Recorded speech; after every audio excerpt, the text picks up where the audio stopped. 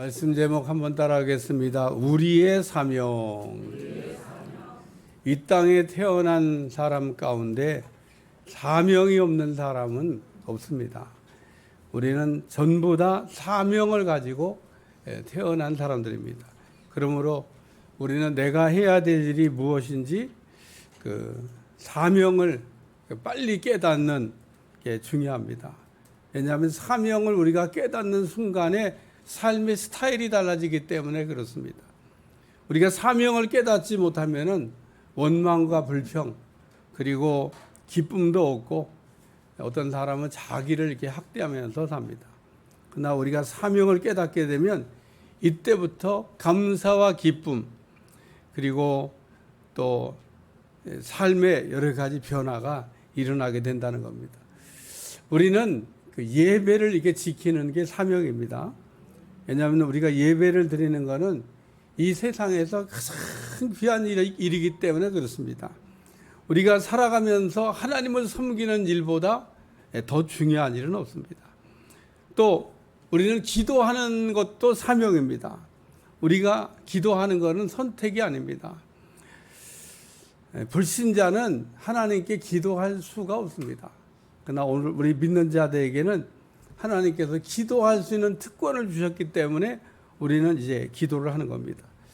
또 우리가 하나님이 어떤 분인지를 안다 그러면은 반드시 기도를 하도록 되어져 있습니다. 마태복음 7장 7절 구하라 그러면 너에게 주실 것이요 라는 말씀을 약속하셨는데, 그러나 우리가 살아가면서 하나님 외에 그 어떤 사람도 우리에게 이런 약속을 할 수 있는 사람이 없다는 겁니다. 하나님이 우리에게 이런 약속을 하는 것은 하나님이 전능하시기 때문에, 하나님은 뭐든지 할 수 있기 때문에 우리에게 이런 약속을 하는 겁니다.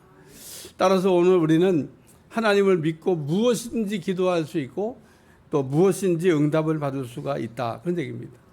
그리고 우리에게는 복음 또 전파의 사명도 있습니다.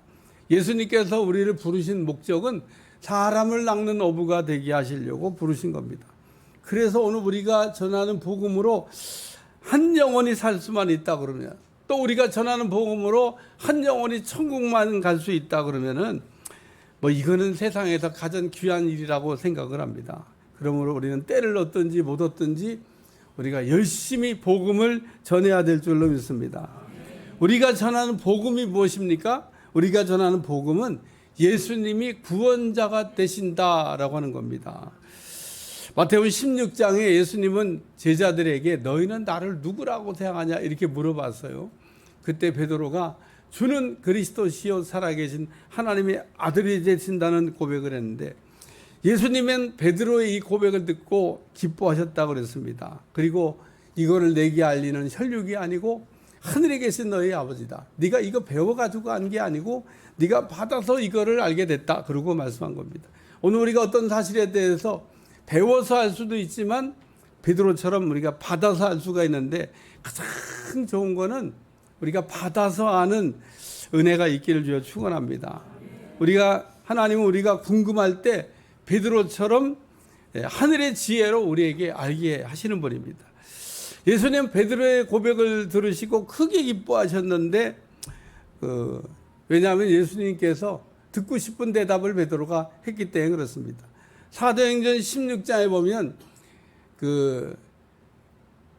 바울이 빌립보 감옥에 갇힌 적이 있는데 간수가 물어봅니다. 내가 무엇을 하여야 구원을 얻겠습니까? 바울이 대답하기를 주 예수를 믿으라. 그리하면 너와 내 집이 구원을 받는다.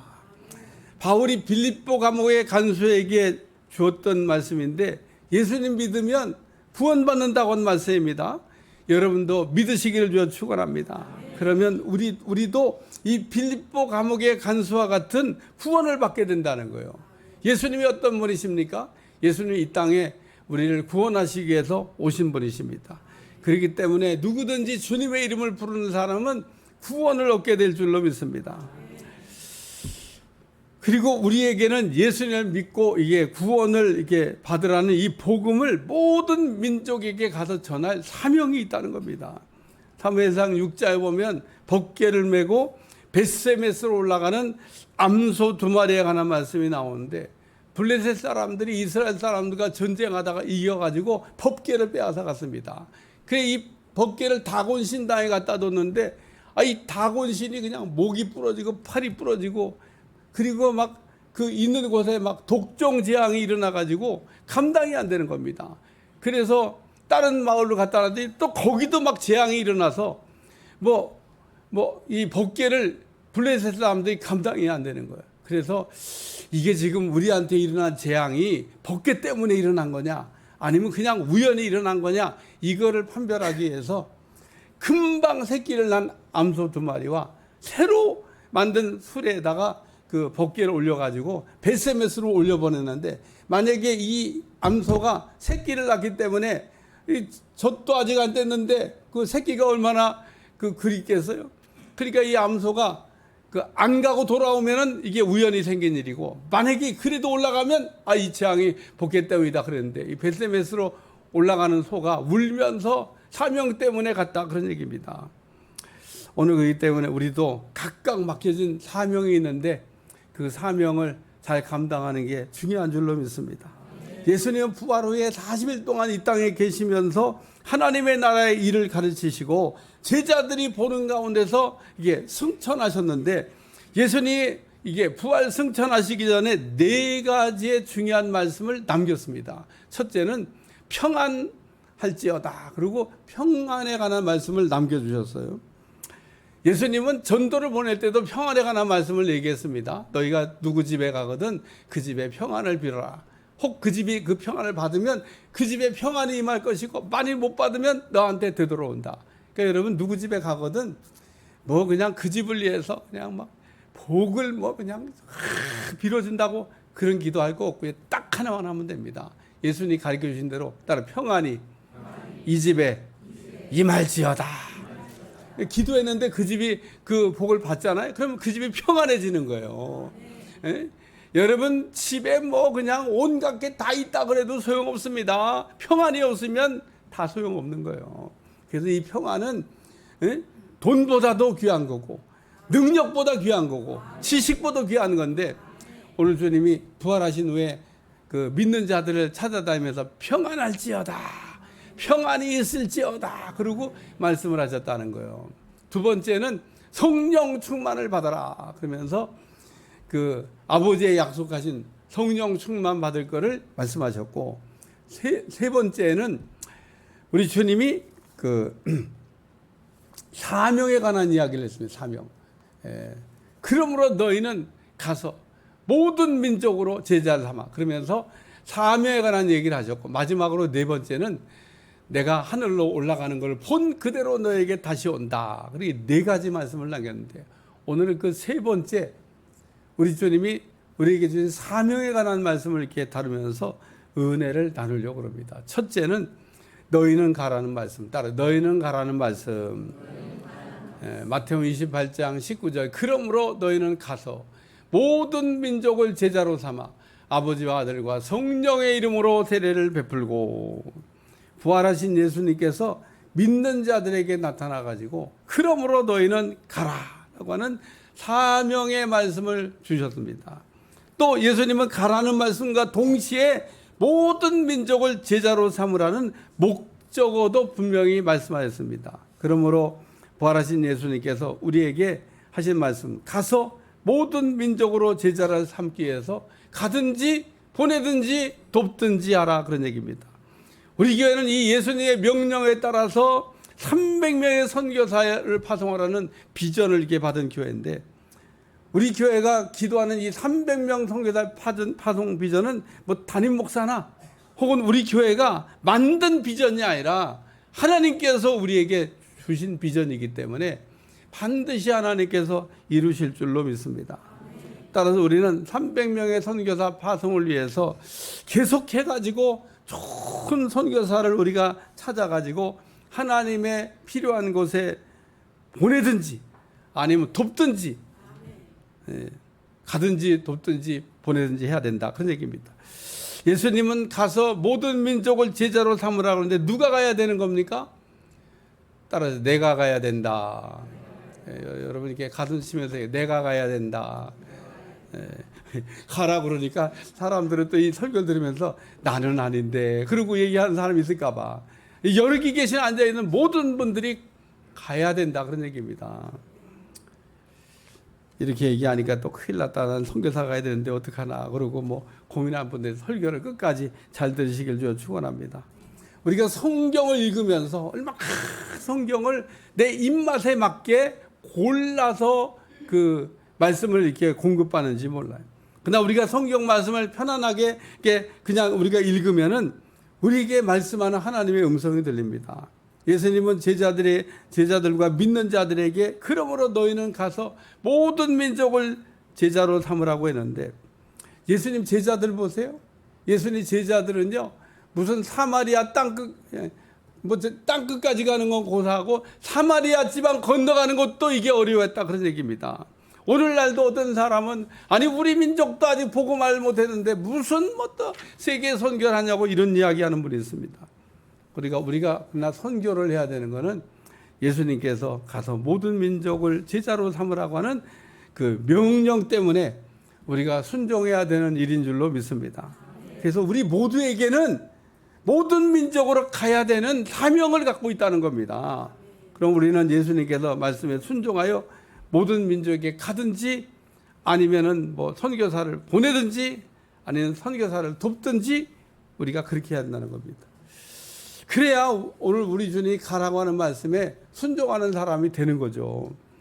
따라서 우리는 내가 선교사로 가야 되는데 못 가니까 나 대신 어떤 선교사로 나가는 사람이 있으면 고맙게 생각을 하고 또 마리아처럼 옥합을 깨어가지고 우리가 가는 선교사를 보내는 여러분들이 되시길 위해 축원합니다. 그러면 내가 안 가도 내가 간 거가 되는 거예요. 근데 나는 그렇게 할 또 능력 뭐 형편이 안 돼. 그러면 돕기라도 해야 되고 우리가 협력을 해야 된다 그런 얘기입니다. 근데 우리의 문제가 뭐냐 하면 우리는 알고도 불순종하고 모르고도 불순종하는 한마디로 불순종 체질이 되어 있는 사람들이다 그런 얘기입니다.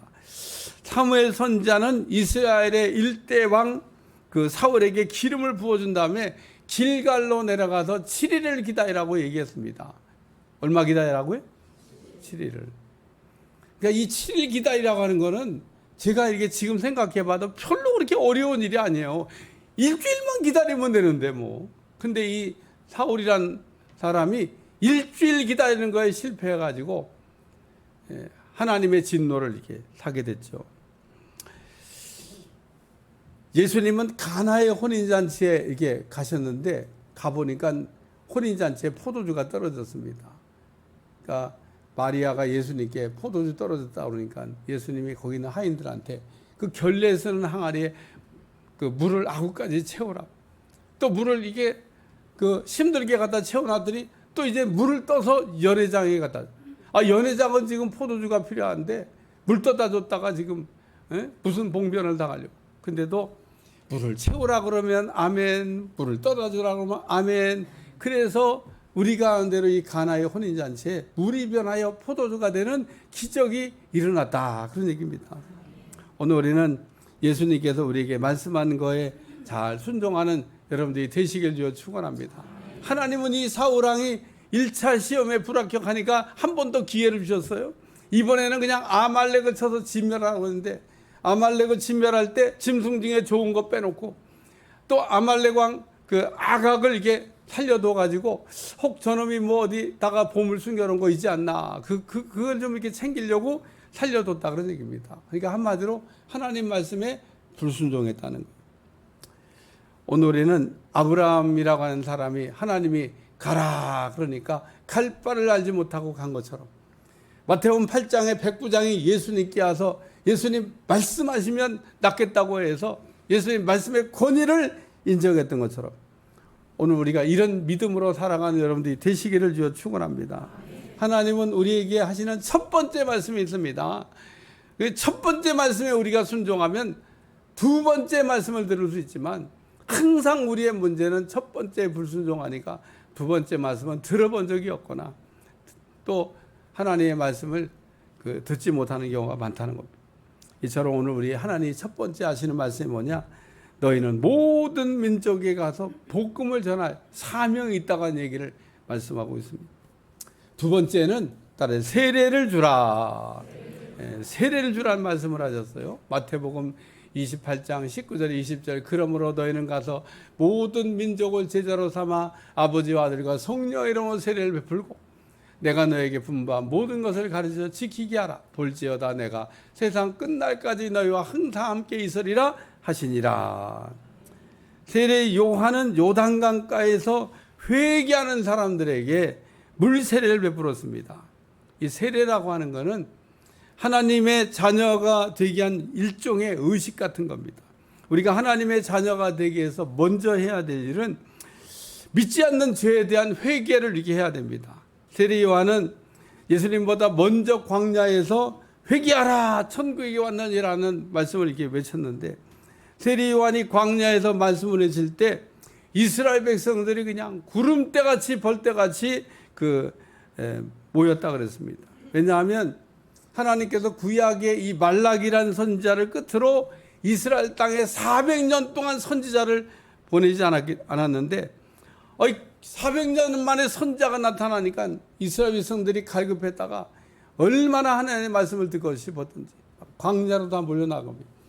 구약의 선지자들이 말씀을 전할 때는 항상 죄를 지적하고 또 죄를 책망한다고 듣기 싫어가지고 귀를 틀어막았던 이스라엘 백성들이 이제 그런 말씀조차도 한참 못 듣다 보니까 갈급했던 겁니다. 그래서 세례 요한이 요단 광야에서 말씀을 외치니까 사람들이 이렇게 몰려나간대.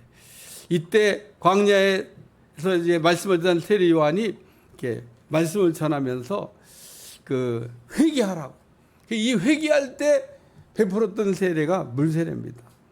이처럼 우리가 교회에 나와서 예수 믿겠다고 할 때 받는 게 물세례인데, 우리가 이 물세례라고 하는 것은 우리가 예수님을 믿겠다고 할 때 우리가 받는 세례를 뜻하는 겁니다. 그리고 이렇게 우리가 회개만 하면은 우리 하나님 우리를 용서해 주시고 하나님의 자녀로 받아주신다는 겁니다. 요한복음 1장 12절 영접하는 자 곧 그 이름을 믿는 자들에게는 하나님의 자녀가 되는 권세를 주셨다. 그러므로 우리는 믿음 생활하면서 예수님을 마음의 구주로 영접해야 될 줄로 믿습니다. 왜냐하면 예수님은 우리 마음에 이렇게 영접을 해드려야 예수님이 우리 안에 들어오시지 영접하지 않으면 들어오지 않기 때문에 그렇습니다.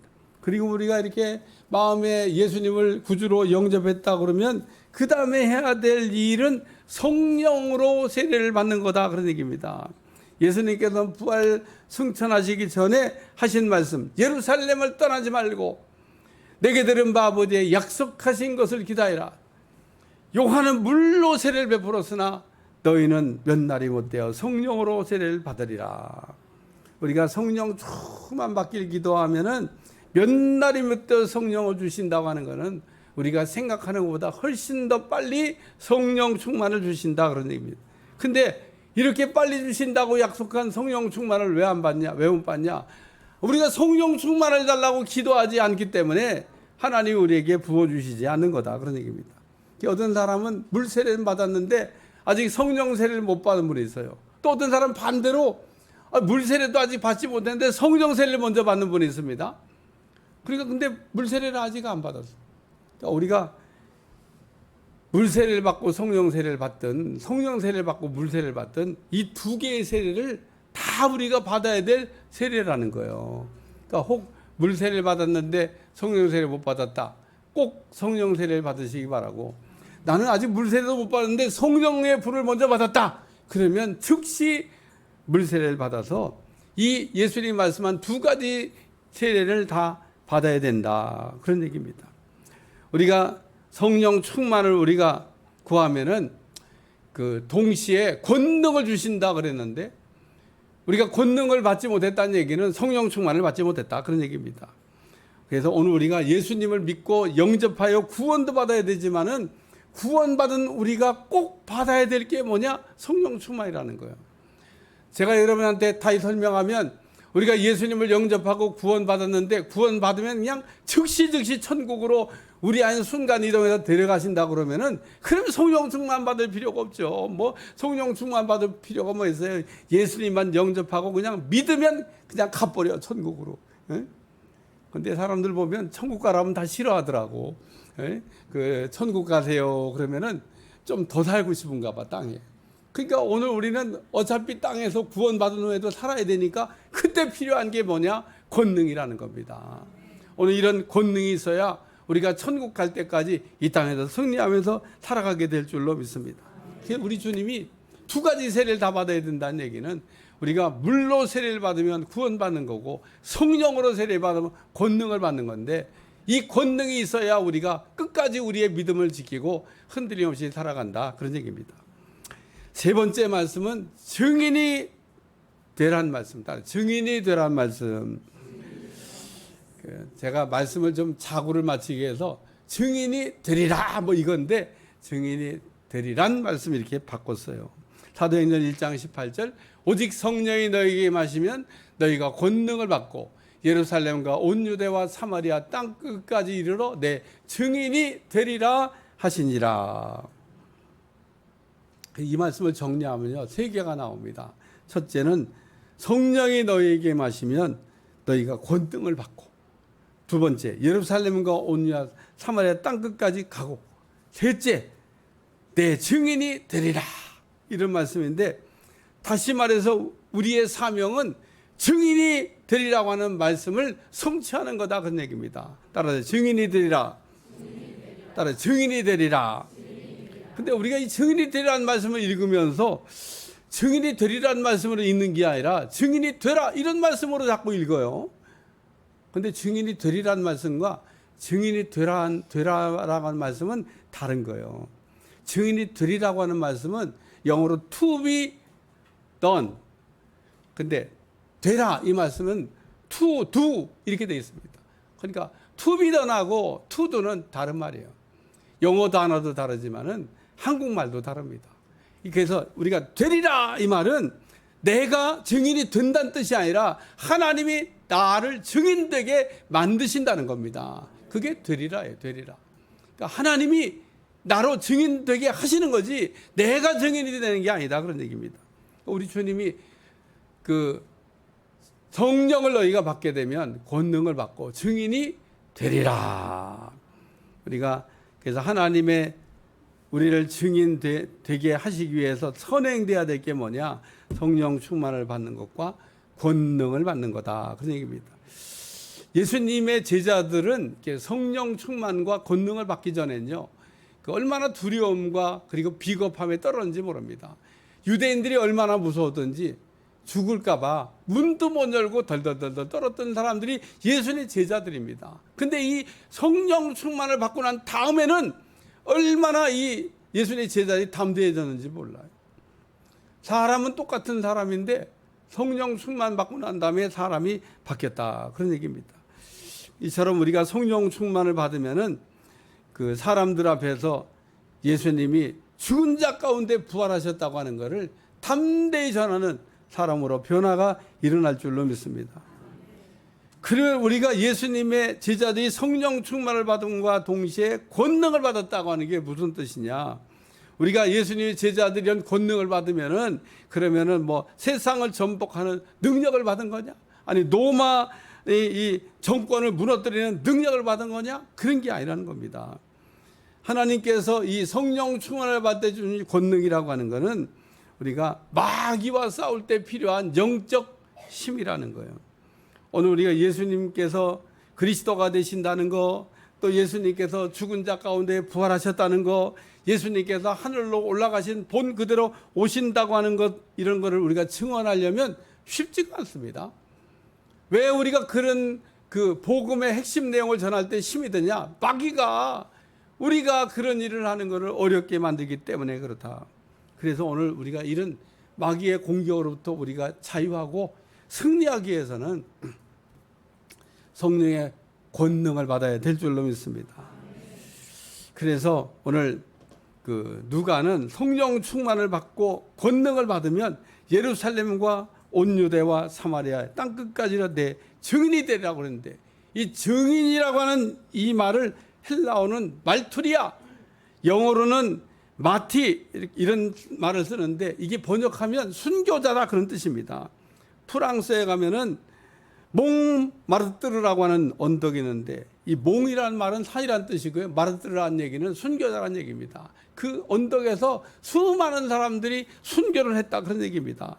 클레멘트라고 하는 교부는 그래 말하기를, 순교자에 대한 말을 이렇게 말을 남겼습니다. 피 흘리기까지 증거하는 사람이 순교자이고 순교자가 증인이다. 그러므로 우리가 성령 충만과 권능을 받게 되면 우리의 입이 이게 막 저절로 이게 열려져 가지고 증인이 되는 말을 하게 될 줄로 믿습니다. 사도행전 1장 16절, 형제들아, 성령이 다윗의 입을 통하여 예수 잡는 자들의 길잡이가 된 유다를 가리켜 미리 말씀하신 성경이 응하였으니 마땅히 응하였도다. 우리가 해야 될 말을 성령께서 할 수 있도록 도와주신다고 하는 그런 말씀입니다. 그러므로 우리가 성령 충만과 권능을 받게 되면 성령님께서 공급하는 힘으로 예수님이 부활하셨다는 것에 증인이 되리라라는 말씀입니다.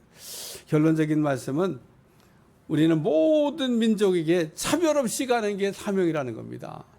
오늘 우리가 민족을 차별하면 복음 전하러 못 갑니다. 여러분, 미워하는 민족을 두면 복음 전하러 못 갑니다. 어떤 분들은 예수님 믿는데도 옆 동네에 있는 사람들 미워하는 사람이 있어요. 그런 정신 가지고는요, 복음 못 전합니다. 여러분, 우리한테 아픈 상처를 준 건 사실이지만 그럼에도 불구하고 우리가 거기도 갈 수 있어야 된다는 거예요. 여러분, 요나가 왜 니느웨로 가라는데 안 간다고 그랬어요? 그게 아수르의 수도라서 안 간다고 그런 겁니다. 오늘 우리는 우리 주님께서 가라고 그러시면 어디든지 차별 없이 주님이 원하시는 곳에 가서 주님이 원하시는 일을 감당해야 될 줄로 믿습니다.